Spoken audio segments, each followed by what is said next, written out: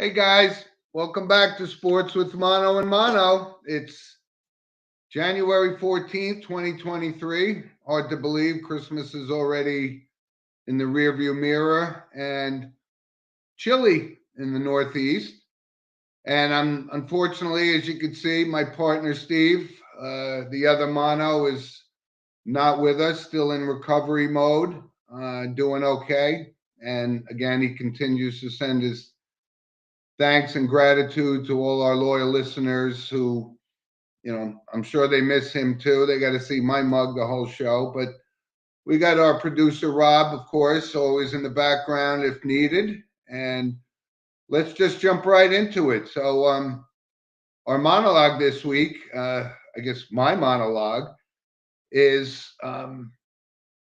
it's about hockey. So we're going to get into football. We're going to get into the college football, and we're going to talk about a lot of stuff today. But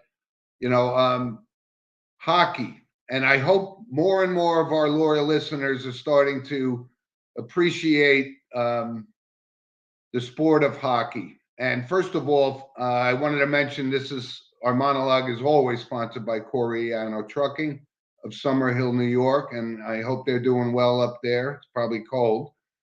Um, but anyway, I had an opportunity, and I've talked about this before about the cost of going to sporting events is almost prohibitive for at least for a family of four, right?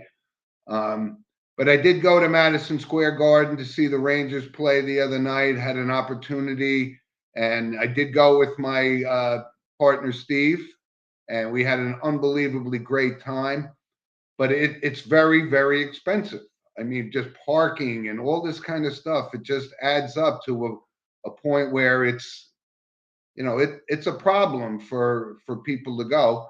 But apparently, it wasn't a problem for the 18,000 fans were there for the Dallas Stars game. And like I said, we had an opportunity, and I've always said that winning the Stanley Cup is the hardest trophy to win in sports. I mean, the season is so long, but I had an opportunity to sit right against the glass, right on the ice, and it gives you an absolute appreciation for the toughness of these guys, and they just battle all game long, slamming into boards, and it was really awesome to see. But like I said, the cost of going to a game, it's so high, and that's why I don't go to many games anymore, because it costs a lot of money to do that.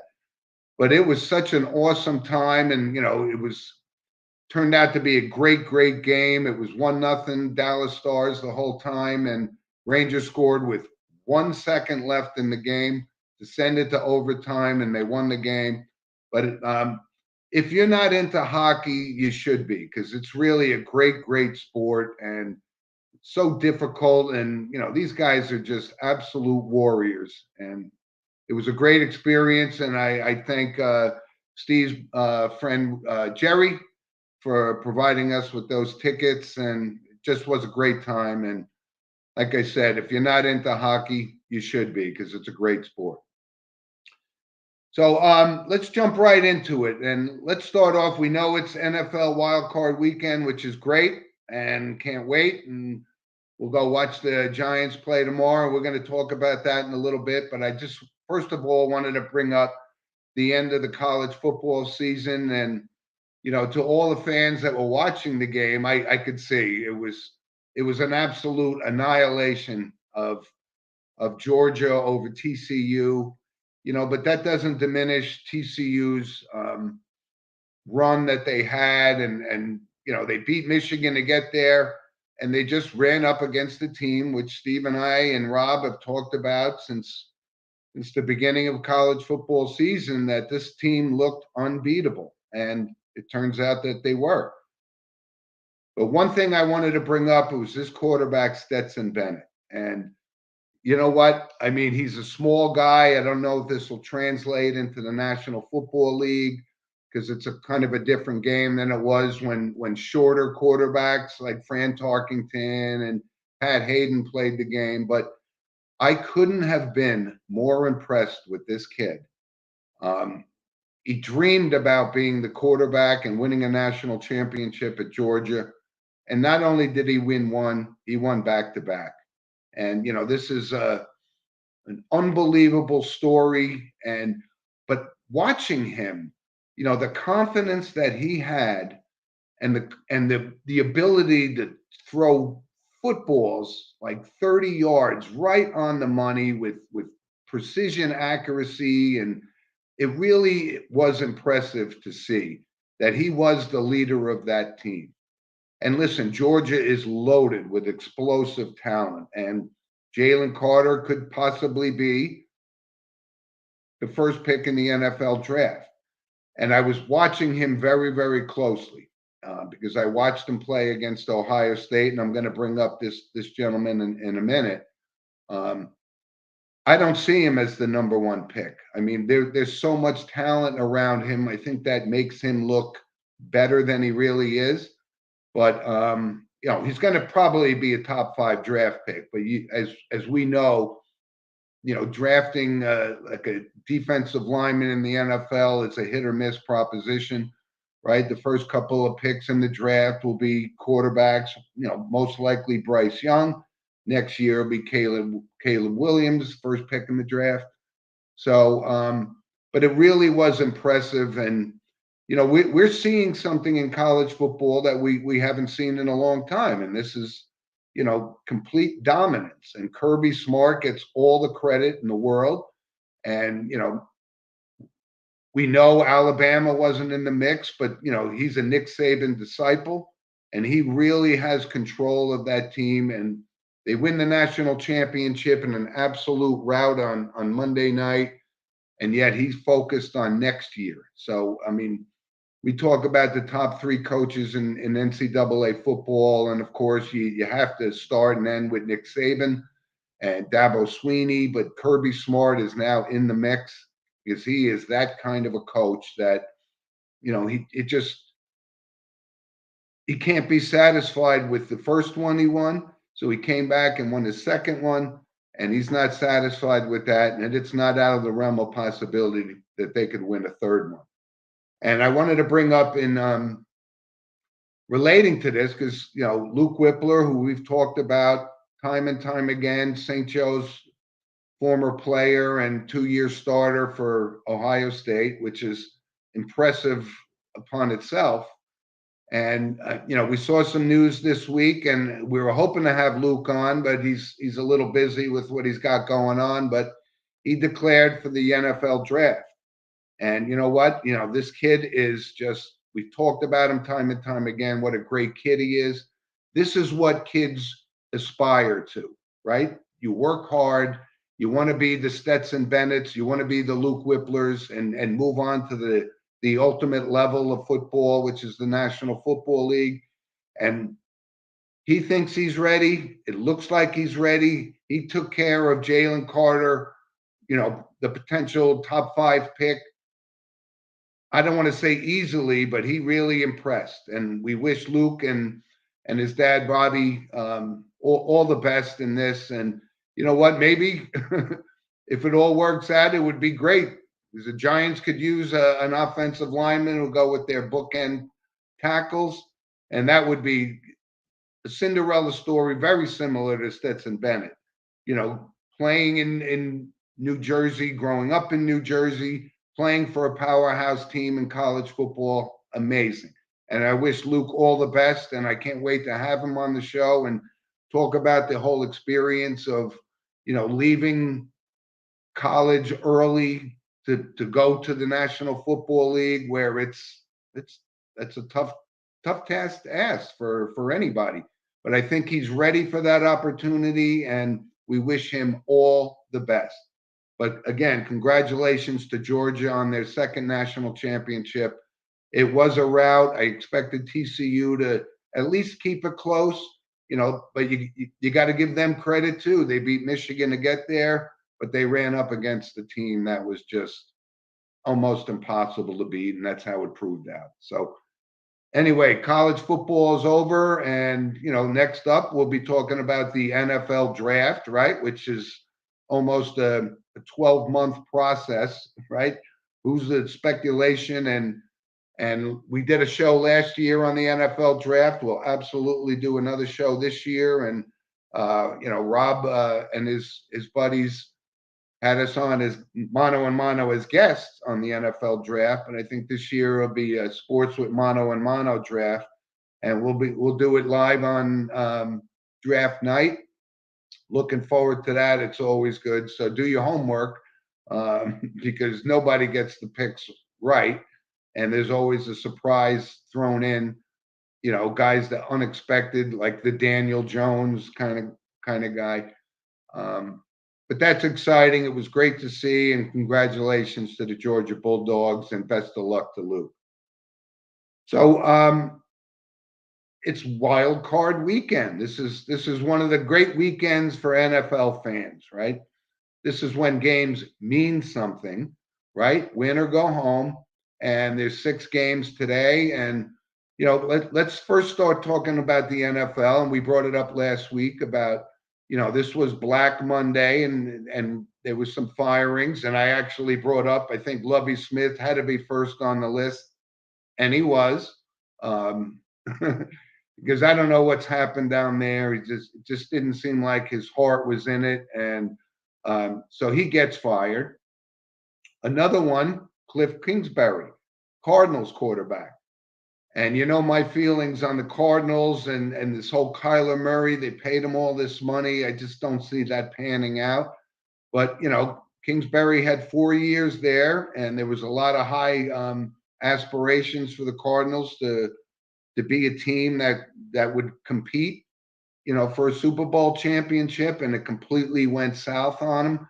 I don't know if that's all on Kingsbury or, the fact that, Kyler Murray, I don't think has lived up to the expectations that people had of him. And now he's injured, and you don't know how an injury can go, whether it lingers or doesn't linger. But he got fired as well. And I also talked about last week, right, for a potential Black Monday, the Jets collapse. And the New York Jets, right, started off, they was 7-4, and everybody was all on board, and they're going to the playoffs regardless, and they didn't. They completely collapsed, and somebody had to take the fall for it. And I thought it should have been Robert Saleh, but it wasn't.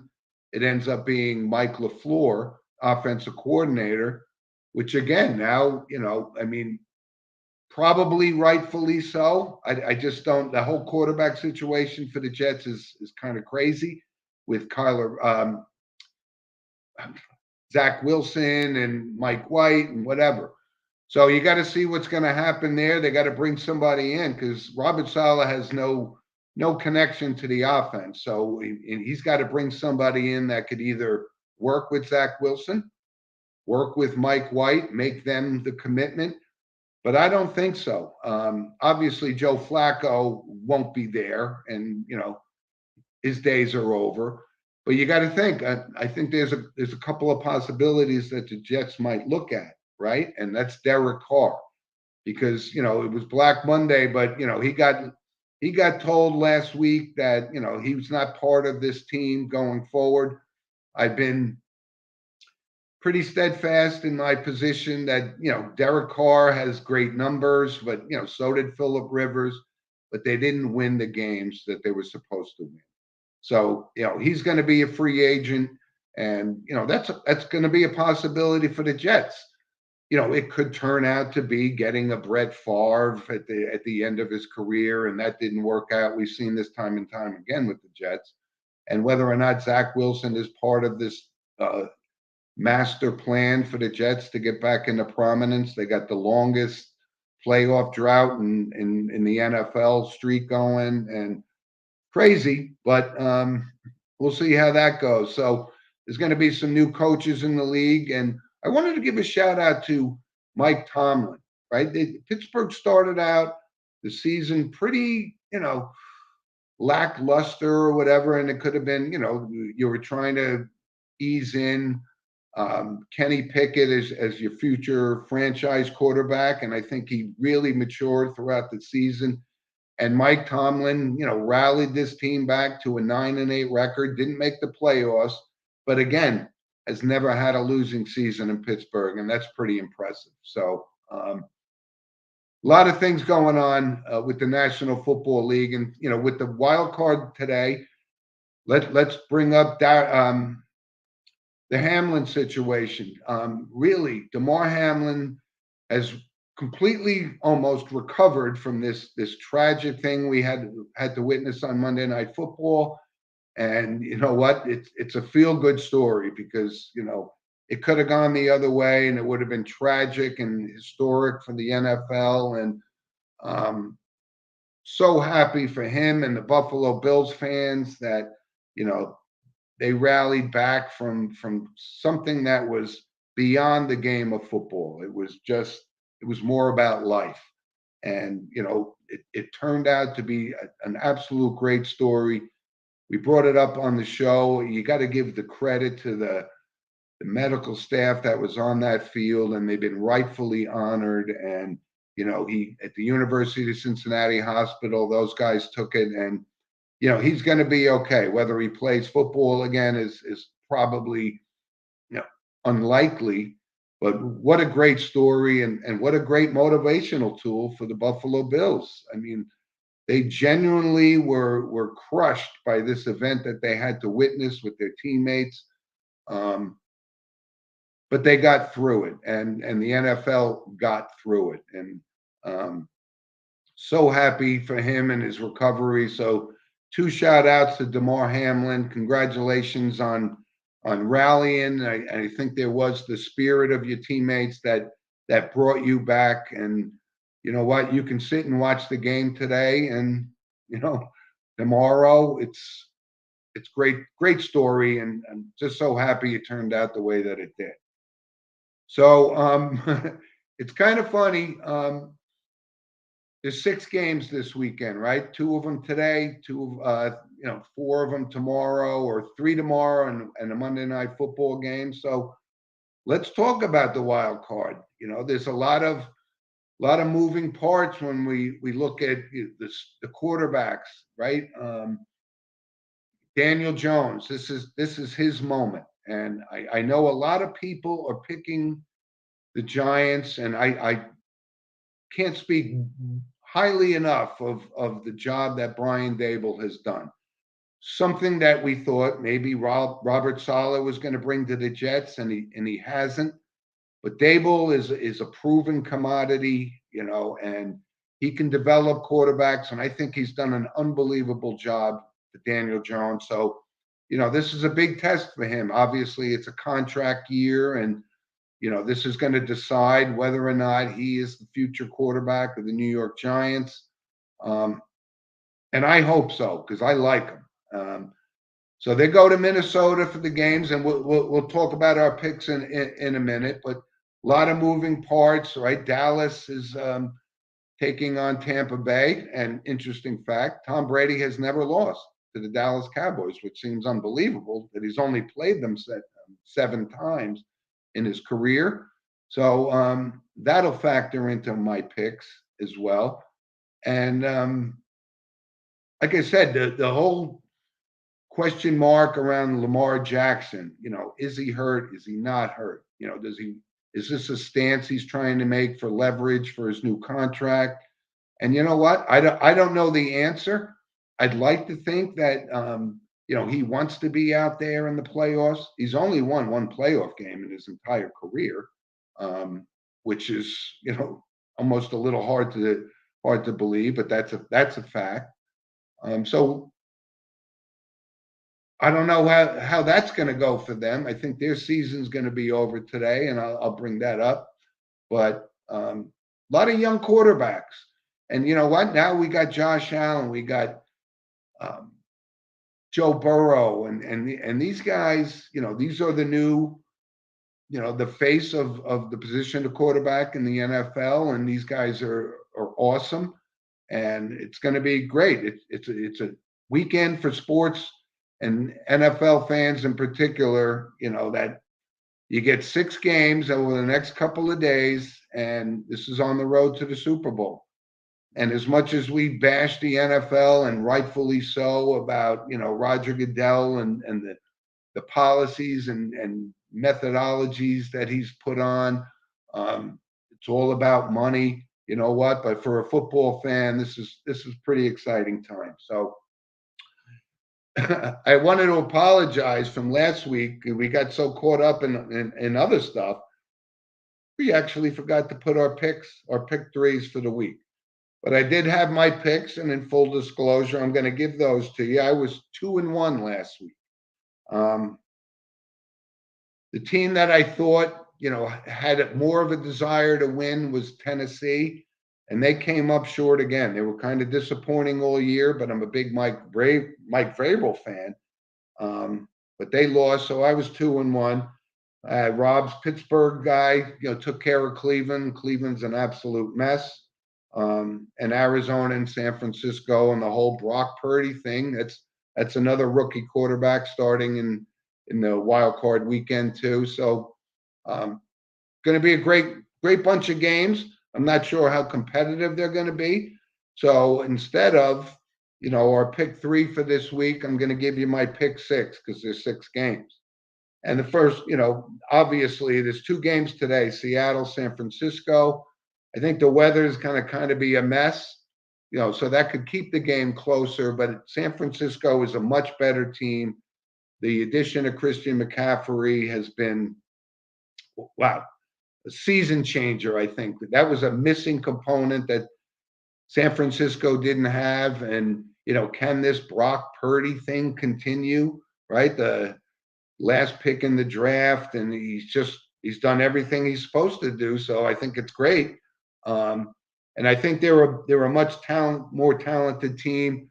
Seattle, the whole Geno Smith, got to give him credit. Played a great season, but I just don't think they have enough to beat San Francisco. So I'm going with the Niners. And again, I think the weather is going to be a little suspect, but we'll see how that goes. Second game today is the Chargers and Jacksonville Jaguars.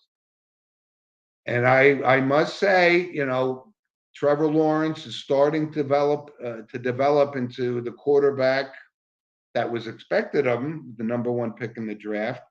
I haven't been so sure, but I like what he's done lately, and I'm not going to rule this out. I'm actually going to go. I know Justin Herbert is an up and comer. He's a great quarterback, and future of that team. But they're going to be missing Mike Williams today, and I think there seems to be a lot of obvious picks for the 6 games this week, but I'm going to go for the upset here. I'm going to take Jacksonville to beat the Chargers today in the second of the wild card games today. And I know a lot of people are saying, but the Chargers have a lot of talent, and Austin Eckler is a good running back and whatnot. But I think this is developed into a great story, getting past the whole Urban Meyer fiasco in Jacksonville. And that's going to be one of my surprise picks for the weekend. So I'm taking Jacksonville. And let's go into the other 4 games, right? Miami and Buffalo. And we talked about the whole Damar Hamlin motivation thing. But Buffalo is a much more talented team. And you got to give some thought to this Tua situation in Miami. They just played an ugly game against the Jets in the finale. And Skylar Thompson, listen, I'm pulling for the kid to play good, but that's asking an awful lot for a 3rd-string quarterback to beat the Buffalo Bills, and I just don't think that's going to happen. Again, I don't cover point spreads when we talk. We're talking about winning the football game, and I like Buffalo to go easily over the Miami Dolphins. So that seems to be an easy pick for me. But the Giants at Minnesota, and I mentioned before, a lot of people are picking the Giants to go into Minnesota. And I was talking with a Viking fan, and they see it the same way. They go, you know what? It depends on which Kirk Cousins is going to show up for the game. And, he could look great. He could look ridiculous. Very similar to Eli Manning when he was with the Giants. When he looked bad, he looked awful. When he looked good, he looked great and won 2 Super Bowls. So we'll keep an eye on that one. But I'm going to go with Minnesota today. And I know everyone's going to say, how could you root against your team or go against your team?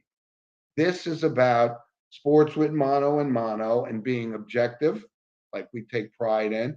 And I'm hoping that Daniel Jones and Dable win this game. I just think it's a tall task, and Minnesota's been up and down all year. So if they get them on an off day, then the Giants could win the game. But I think this is a big test for Kirk Cousins for let's call it his legacy, if nothing else.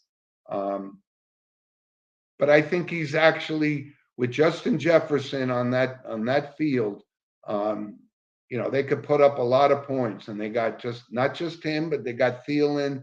They got this tight end now, Hawkinson. They got a good running game. So they got a lot of components that the Giants have to stop. No question, Brian Dable's going to have this team prepared, and they're not going to be blown out of Minneapolis, but it's going to be a close game. But from a business perspective, I think the Vikings are a notch above the Giants at this point in the season. And I think the Giants look promising going forward. Great test. If they move on, couldn't be more psyched to catch them watching next week and watching Daniel Jones again. But I'm going to go with Minnesota. Baltimore at Cincinnati. And again, mentioned that Lamar Jackson is not going to be the quarterback for the Baltimore Ravens, which is, I don't know the situation, what's going on there, but it doesn't seem, obviously, I don't think he's going to be back with Baltimore, whether it's his choice or John Harbaugh's choice, but it looks like that's run its course. Like I said, I hope that he actually is, that type of character quarterback that says, if I could be there, I would be. I can't. So I think I could only be a detriment to our team, but that puts the onus on a young quarterback, Tyler Huntley.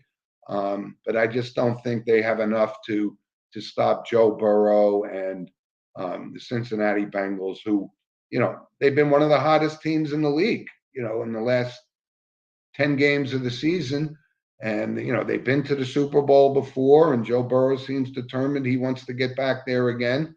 And of course, you're going to have to get through Kansas City and Buffalo and whatever this neutral site thing is, which I think is kind of, that's kind of a bummer. And I'm sure it is for Kansas City Chiefs, because in the NFL, home field means a lot.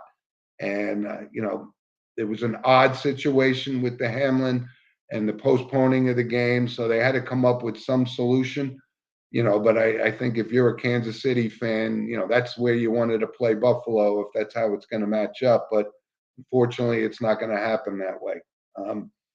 But I like Cincinnati easy over Baltimore today. And another game, and this is where I miss my partner so dearly, because he's obviously, as you know, a Dallas Cowboy loyal fan, and they got to play a road game against an 8-9 team, which seems incredible, right? That they get to host a game. Maybe the NFL needs to look at that, say division winner or not. You're under 500, and Dallas has double-digit wins. They shouldn't have to play on the road, but they are. And the Tom Brady situation. So I did watch the Cowboys last week, and I know, when Dak Prescott doesn't have a game, they keep saying, is this the right guy? He's a solid quarterback. And as a matter of fact, he just passed Troy Aikman on the Dallas Cowboys list for franchise wins, which actually caught me off guard a little bit. I wasn't aware. It seems like Dak Prescott was just a rookie a couple of years ago, but he's been starting, missed a lot of games with an injury. But you know what? As unimpressed as I've been with Tampa Bay all season, and maybe this, Tom Brady thing, but you know what? This guy lives for this. He lives for these big games. And if this was in Dallas, I think I'd be going the other way. But I'm going with Tom Brady to actually knock off the Cowboys at home And whether they go any farther after that is probably, to be determined. But he's 7-0 against Dallas in his career. And you know what? He wants to be 8-0, and I think he's going to rally behind that thought of going undefeated against Dallas in his career. And I think for an 8-9 team, yeah, they could possibly move into the second round. So I'm taking them. So here's a wrap up of my picks, and good luck. And if you have any thoughts about what I brought up about the NFL and my picks, please send us an email at sportswithmanoandmano@gmail.com. So to recap, I'm going with Buffalo, San Francisco, Jacksonville, Minnesota, Cincinnati, and Tampa Bay. Enjoy the weekend, because it's going to be football and nothing but football, and it's what we NFL and football fans live for. So enjoy, and again, we'd love to hear from you. Please send us an email and we'll talk about it. One thing I wanted to bring up was I got this reminder, which I didn't need because we're kind of in a period where tennis after the US Open kind of goes into hiatus, but the Australian Open, and Mike Garvey from our Naples branch, our satellite office, texted me this morning and said, don't forget to mention that the Australian Open is.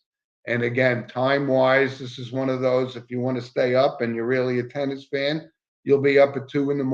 and 3 a.m. watching matches. It's, it's good theater.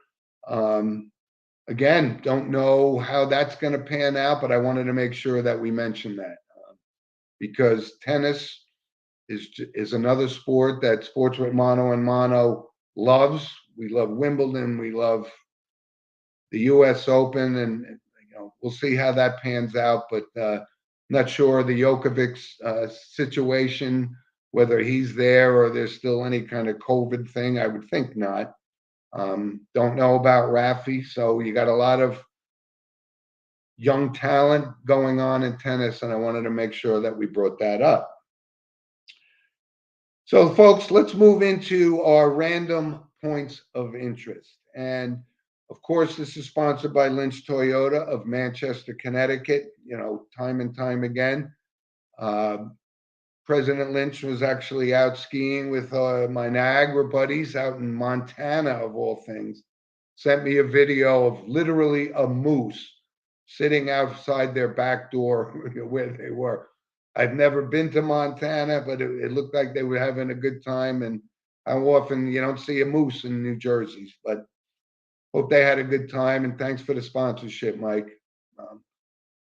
So, Rob, one thing behind the curtain I know you're thinking about is the Met fans and this whole Carlos Correa situation. Very, very bizarre.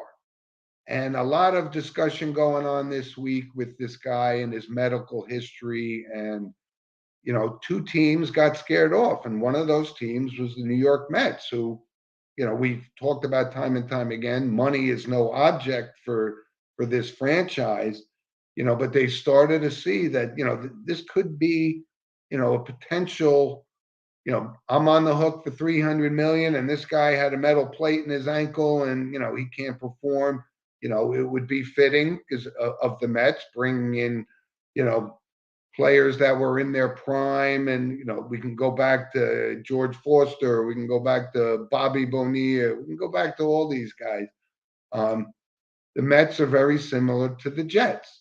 It seems like no matter what they do, even if they have the talent on the field, they just don't come through. And you go, oh, same old Mets. So, I do applaud Steve Cohen for taking the position of saying, listen, we offered you a 10 or 13-year contract and we'd be on the hook for 300 million. But, there are questions here. And apparently we kind of laughed at the Giants when the Mets signed Correa, saying, I don't know what report they were reading, but, there appears to be something there. And Steve Cohen said, you know what? I can't make that commitment. I just can't rely on you to be that missing piece to make this franchise a World Series winner again. So we'll see how that works out. Couple other signings, this guy Nelson Cruz. This guy's been in the league for 19, maybe almost 20 years. Probably end up in the 500 home run club. Signs with the Padres. So I mean, if money is not an issue in Major League Baseball, or in fact, if it is, well, it doesn't seem to be affecting the San Diego Padres because they're trying to buy a championship team and they got pretty close last year. But so they signed somebody, like him and, guys like Brandon Belt, who was a two-time World Series champion with the San Francisco Giants. He left for free agency, signs with the Toronto Blue Jays. And I think this is, what the Toronto Blue Jays know they need to take on Aaron Judge and the Yankees to win the division and ultimately win a World Series. But again, this goes back to the theme that we've talked about, the money that these guys are getting. And look at Carlos Correa. I've said it before, I'll say it again. Yes, he's a very good player, but he's a 279 lifetime hitter. And maybe people think, hey, you know what? Stanton and Donaldson and these guys hit 220, so 279 is great. I don't see it, not for that kind of money. But they're just paying these guys exorbitant amount of money. And the length of the contract is coming into play. And, can you really, Aaron Judge signs a 10-year contract. Are we really expecting Aaron Judge to play into his 40s? No. I think what's happening here, this is a situation where the teams are just trying to defer the money over a longer period of time. And, but they are getting, and they do get guaranteed this money, injured or not, $300 million by many, many players. And it's a little crazy. But I know that's a big disappointment for the Met fans. I know they saw this as the missing piece, but it didn't pan out. I don't know what that missing piece is for the Mets, but the Yankees could have used a third baseman too. So they obviously saw the medical report and said, we're not investing this kind of money. It's just too much. So baseball, again, spring training's probably 2 months away, and it's going to start all over again. 162 game season. Can Aaron Judge repeat the performance he had, which is very high expectations? But for that money, if you're a Yankee fan, yes, that's exactly what you expect. And you expect him to lead that team, regardless of who the third baseman is and the holes that they have to fill. That's what it's all about. If you're going to invest that kind of money, your legacy won't be secured until you win a World Series. So one other random point of interest, and again, this isn't something, a forum that we use on the show, but this whole FTX situation and how it relates to sports is you had guys like Steph Curry and all these big NBA players investing in this cryptocurrency thing, and the Sam Bankman-Fried, and it turned out it was exposed as a little crypto Madoff situation. So, all the sports leagues that were umpires were wearing their logo on it, and they were actually the FTX arena for the Miami Heat, and the Miami Heat changed that name. So, I think FTX paid them, these naming rights for the stadiums, and it's a big deal. I mean, you talk about something like SoFi Stadium, and one of the most beautiful stadiums ever built in the United States. So the naming rights mean something, but credit to the Miami Heat for taking that name down, voiding the deal, and they're going to change the name of FTX Stadium to something. I don't know. Again, the highest bidder. But I think it was great to see. But you know what? It was just so funny that all of these sports leagues were so caught up in this. And it's an ugly look for all the sports franchises. People aren't doing their work. So they basically had a Bernie Madoff sponsor, and I'm all major sports. And I'm glad that somebody recognized that this is an ugly scene, and we got to change this. And I don't suspect we're going to see FTX patches on major league umpires in the World Series going forward. So, anyway, so unfortunately, we normally close our show with notable passings, and in this situation this week, there's a bunch of guys. First and foremost, from a sports perspective, former Heisman Trophy winner Charles White passed away, 69 years old. I think he's the all-time Pac-12 rushing leader, which that's quite noteworthy. Didn't translate, obviously. We've seen this, before. A Heisman Trophy winner doesn't guarantee you success at the next level in the National Football League. He battled substance abuse for years, but that Heisman Trophy season he had for USC, and as you know, I'm not a USC Pac-12 guy by any stretch, but he did have an unbelievable season in 1979, and I wanted to certainly bring that up because when you lose a sports figure, it's always devastating for the school and the sport itself. But Charles White, he did win the Heisman Trophy. He did deserve that Heisman Trophy, and he'll forever be remembered in USC lore. They've had great running backs, and when you're in a Heisman Trophy and that's in your bookcase, that's something to be proud of. But I wanted to make sure we mentioned him. This is kind of a funny one, not a funny one. I'm just thinking because it's a show we used to watch when we were younger. 8 is Enough. It was horrible. If you watch it now, you'd laugh and say, "How did I possibly waste any time watching this?" But the young kid that played Nicholas, Adam Rich, passed away. He was 54. 54, and we watched him on a TV show when he was, had to be 6 or 7, right? So I just wanted to note that he did pass away, right? And from the world of music, this was a big loss. Jeff Beck passed away at age 78, and when you think about his resume, and I saw a lot of the comments that people made on social media about him, like, we're talking about one of the top 5, if not top 3 guitar players of all time. Yardbirds, he had great success as a solo artist. That's a big loss for the music business because Jeff Beck was a formidable guy, and he passed away, and that's kind of sad. But we're seeing a lot of these guys when you get to 78, right? That's the average age, right? The 74s. But wanted to mention him because I enjoyed his music, and as Bill Coughlin, one of my brother's best friends, brought up, and Bill's a music aficionado, and when he says this was one of the greatest guitar slingers of all time, that's certainly noteworthy on Sports with Mono and Mono from a notable passing perspective. And another big name was Lisa Marie Presley. And as you know, one of the biggest Elvis Presley fans there is, always have been. Was hoping when I was younger, I was turning 14 years old when he passed away, that I had a chance to see him, but I didn't.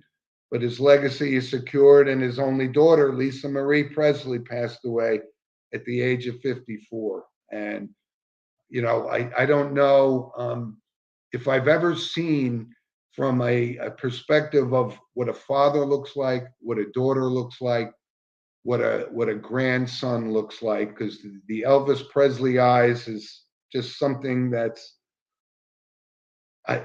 it's really hard to believe. But she's had some problems over her career. When her father passed away, she was only 8 years old. She's the quote unquote sole heir. So I saw a note that says she had money problems, and I said, I don't know how she could possibly have had money problems. but because Graceland and the Elvis Presley legacy just makes millions and millions of dollars. But she suffered a tragic loss with the suicide of her son Brendan, and I wanted to make sure we noted that Lisa Marie passed away, the daughter of the king, and it's sad to see. One other notable passing, and I don't know, maybe a lot of our younger fans don't know who Bachman Turner Overdrive was, but they were a real formidable band back in the 70s. And Robbie Bachman passed away. He was the drummer for BTO, and BTO had a great run. As a very marketable band in that era, and he was 69 years old. His brother Randy was obviously one of the founding members of BTO as well. So he passed away. So I hate when we have to bring up so many people in notable passings, but again, we do it as an honor to them, as the impact that they had in culture and so forth. But we hate that that we had 5 of them this week. That hopefully next week we'll have none. And I just wanted to also bring that up. That one notable that was the Damar Hamlin, and what a great recovery for him, and we're so happy for that. So listen, folks, I really appreciate it, and Steve sends his best wishes, and he will be back with us. He's just on the road to recovery, but we'd love to hear from you and continue. We send a shout out to all of our loyal listeners who week after week are with us, and hopefully we have something good to say, and without you, there wouldn't be us. And I can't state that enough. And I continuously thank you and our sponsors and Rob, our producer, for stepping up and making sure. And again, we're gaining more and more momentum. We're getting a lot of nice feedback from some of our listeners, and we get new listeners week after week. And welcome to the show, and we love having you. And we got a lot of things to talk about week after week. But today is, and tomorrow is wild card weekend. It's a great day for football, and I hope everybody enjoys it. And Rob, thanks for pulling the strings behind the curtain. Steve, get well soon, and we'll catch up to you guys next week. Thanks.